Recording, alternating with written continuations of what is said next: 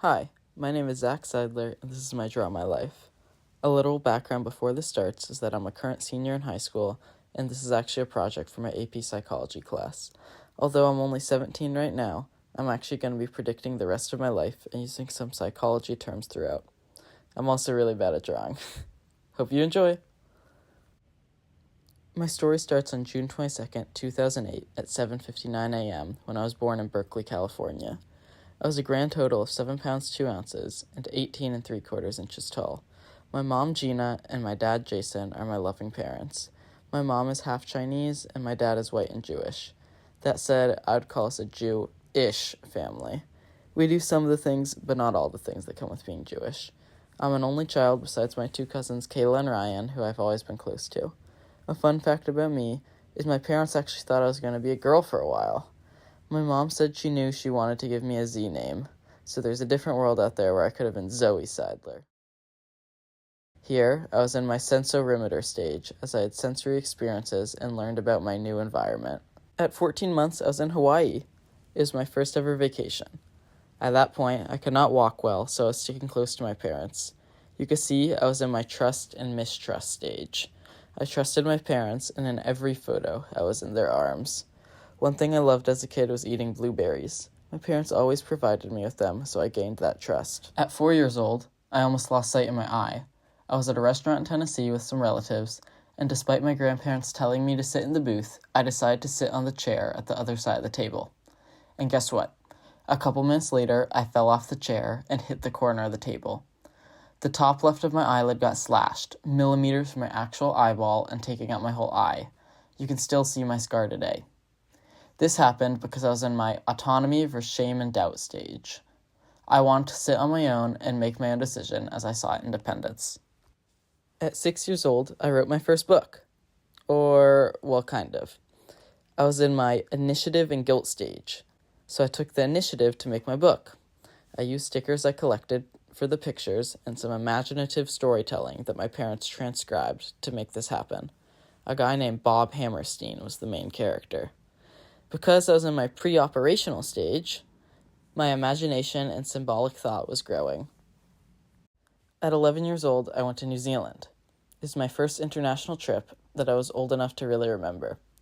We were there for 2 weeks and went across the entire country, including a large stint in a camper van down the North Island. And then, on the South Island, we did a 35-mile hike called the Milford Trek. Up to that point, it was one of the hardest things I've ever done.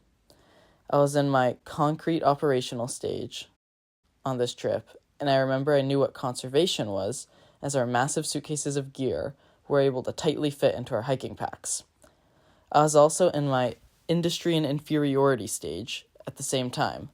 While we were hiking, I was able to demonstrate my skills and abilities and grow my confidence. At 14 years old, I started high school. I remember I was pretty scared, but excited at the same time. I didn't really know what to expect, but was excited for something new. Here, I was in my identity and role confusion stage. I didn't know how I wanted to portray myself and was still trying to figure out what my identity would be in high school. Okay, now we have to talk about something that has been very important in my life, but I have not talked about up to this point. I play a sport called Ultimate Frisbee and love it. It's not disc golf where you throw a frisbee in the net, but rather a 7-on-7 sport that is extremely competitive and has one of the most awesome communities. I dream to be one of the best players ever and play at the highest level.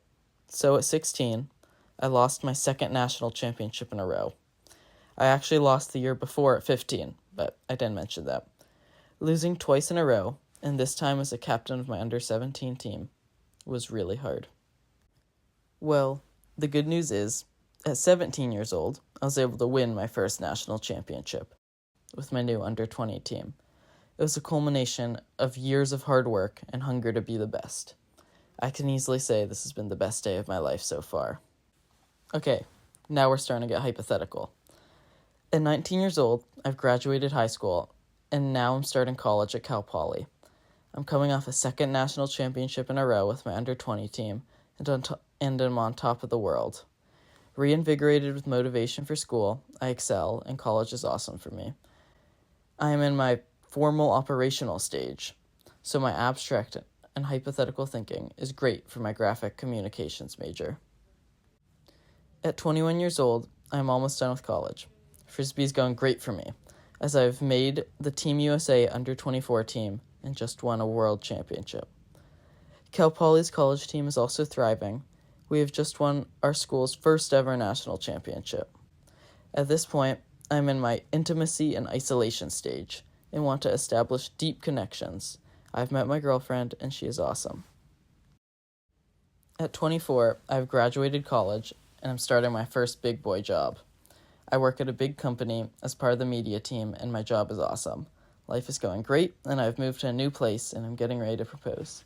I'm playing club frisbee and professional frisbee and both are going great. At 31, I've been married for a couple years now and am now having my first kid. It's a boy. Me and my wife have also bought an amazing dream home. I'm still in the prime of my frisbee career and have been selected to many Team USA frisbee teams, including the newly added Olympic team. I'm living out my Olympic dreams with a gold medal. At 34, I'm having my second and last child. It's a girl. The kids grow up together as best friends, and my first boy is beginning preschool. My body is still holding up as an elite athlete, and I'm taking care of it well. But I'm in the last couple years of my prime.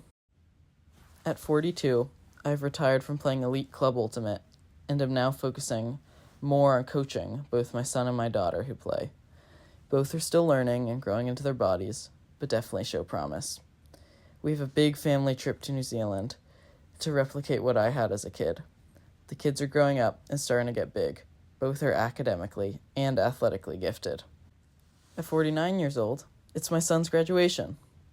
He's going to UCLA as a mathematics major and is very excited. He has always excelled in school, and I am very proud of him. My daughter just finished her freshman year and is doing great. She loves animals and biology. I coached my son's under-20 frisbee team to a national championship, and he loves frisbee too. He's way beyond the level I was at when I was his age. My daughter is a tremendous track athlete and frisbee player too. At 55, both of my kids have moved out and are starting their new lives. My wife and I have also just retired early. It feels awesome to beat the social clock and feel like we got 10 extra years of living life to the fullest. My son works at ESPN, and my daughter is going to Yale for farm sciences. As they move out, I'm now in my generativity and stagnation stage, as I'm looking for a purpose besides coaching frisbee. I decide to take up curling, like the Olympic sport.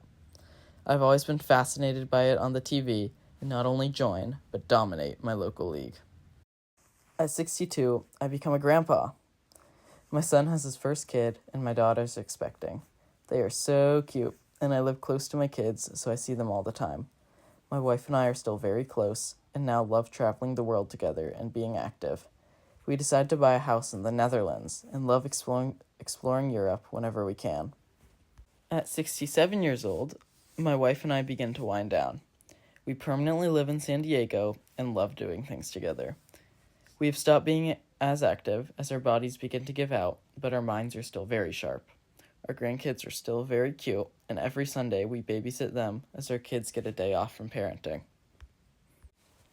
At 73 years old, my wife and I are in our integrity and despair stage.